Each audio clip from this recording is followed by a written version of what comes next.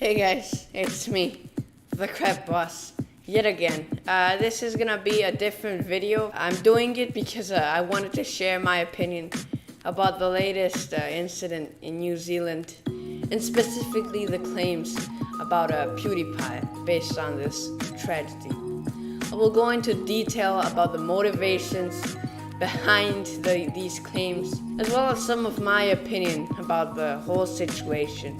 By the way, thank you for 100 subs, but we'll talk about that in the end, okay? Just wait. To start off, we know for a fact that the people that are against PewDiePie in this situation are once more journalists. Well, for the most part. The reason these money-hungry beasts are against PewDiePie is because supposedly the animal who committed this massacre in New Zealand was motivated by PewDiePie because he shouted, "Subscribe to PewDiePie," before opening fire. Now I'm pretty sure everyone knows this isn't much of a phrase. It's a meme that was meant to make fun of the battle between PewDiePie and T-Series. It's nothing else. You would also have to consider the fact that millions of people are watching PewDiePie every single day. And when something like this happens, something public that everyone can see gets popular and blows up, then the plague will get dragged to it as well. And I hope you understand what I mean by that. This obviously isn't the first case. Bad people always are and always will be part of the world.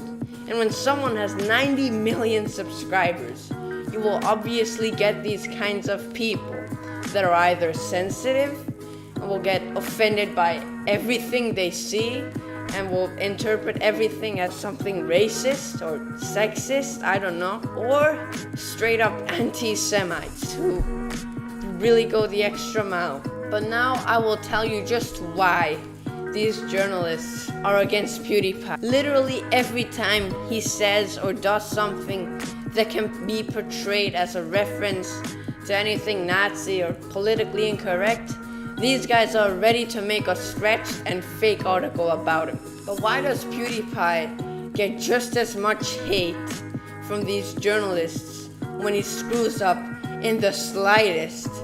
Like Logan Paul when he films a dead body, you ask. Actually, it's all about money.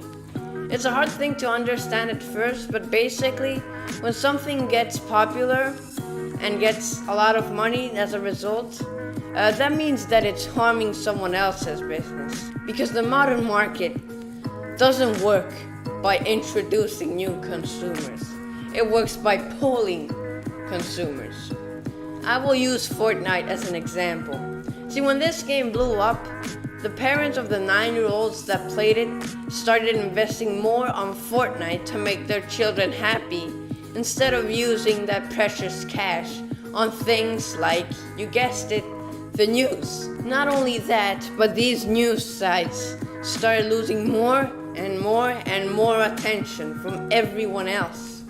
So what do? They make fake articles about Fortnite being way too violent for your children, and Fortnite incentivizes violence. This was convenient for two very good reasons. A, at this point, everyone knew about the game and was interested in reading about it. And B, the parents who cared about their children's safety restricted the game for them, which didn't exactly make a difference, let's be honest. But at least it removes some of the vicious Fortnite players.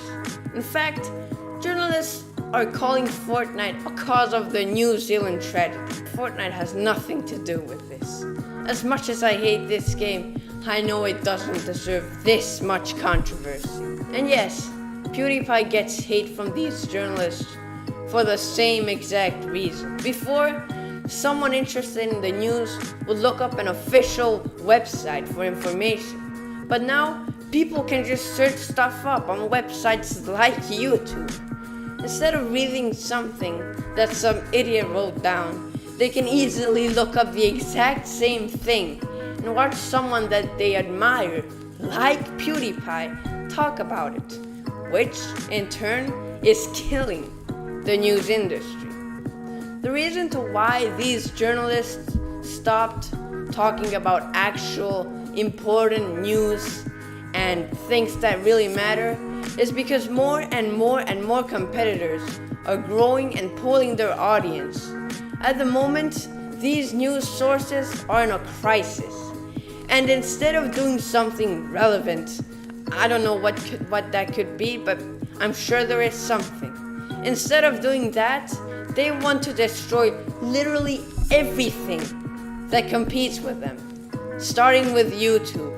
YouTubers like PewDiePie, and now even gaming. And if this is the way you want to save your economy, then you and all your disgusting lies. This was very much my opinion. This is the way I see the situation of these news sources. So take it with a grain of salt. Maybe you should investigate as well.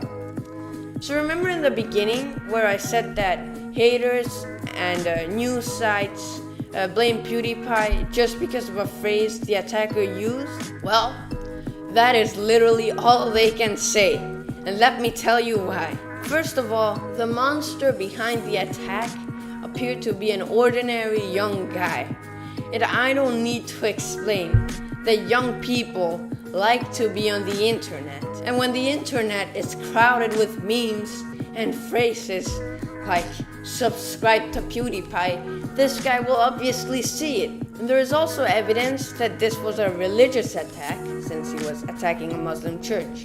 If it wasn't for that, he just wanted attention to himself, which he very much did accomplish, thanks to mainly journalists. So honestly, if this guy did this for only attention, then he's just a fucking genius, because he got it. If you're a victim, my biggest condolences. So this was a very different video. It was very serious compared to my other videos. But I just wanted to raise my voice. The 100 subs special is coming soon. I'll see you eventually. Bye-bye, guys.